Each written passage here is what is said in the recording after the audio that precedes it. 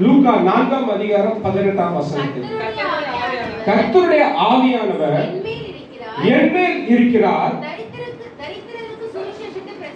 தரித்திரருக்கு சுவிசேஷத்தை பிரசங்கிக்கும்படி என்னை அபிஷேகம் பண்ணினார், இருதயம் நொறுங்குண்டவர்களை குணமாக்கவும் சிறைப்பட்டவர்களுக்கு விடுதலையும் குருடருக்கு பார்வையையும் பிரசித்திப்படுத்தவும் நொறுங்குண்டவர்களை விடுதலையாக்கவும்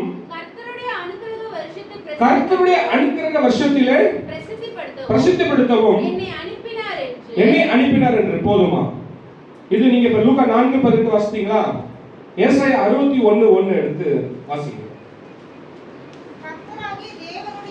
கர்த்தராகிய தேவனுடைய ஆவியானவர் என்மேல் இருக்கிறார், சிறுமைப்பட்டவர்களுக்கு சுவிசேஷத்தை அறிவிக்க கர்த்தர் என்னை அபிஷேகம் பண்ணினார், இருதயம் நொறுங்குண்டவர்களுக்கு காயம் கட்டுதலையும் சிறைப்பட்டவர்களுக்கு விடுதலையையும் கட்டுண்டவர்களுக்கு கட்டவிழ்த்தலை கூறவும்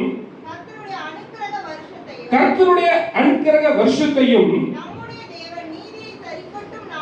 நம்முடைய தேவன் நீதியை சரிக்கட்டும் நாளையும் கூறவும் துயரப்பட்ட அனைவருக்கும் ஆறுதல் செய்யவும். போதுமா? நல்ல கவனிங்க எனக்கு அன்பானவர்களை. கர்த்தர் நம்ம ஒவ்வொருவரையும் எதற்காக அபிஷேகம் பண்ணினார்?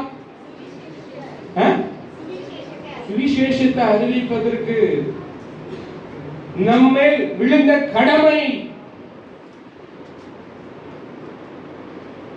நல்ல கவனிங்க எனக்கு அன்பானவர்களே. 2026 ஆண்டுகள் ஆகியும் இன்ன வரைக்கும் சுவிசேஷத்தை அறிவிக்க கூடாதபடி சத்துரு தடை செய்து கொண்டிருக்கிறான். இரண்டாவது, இன்னைக்கு ஆண்டவரை அறியாத ஜனங்கள் இந்த பூமியில இன்னைக்கு எத்தனை பேர் இருக்கிறாங்க? இந்த உலகம் முழுதும் ஒரு கணக்கெடுப்பு சொல்லப்படுகிறது, இந்த உலகம் முழுதும் 900 கோடி ஜனங்கள் இருக்கிறாங்களா?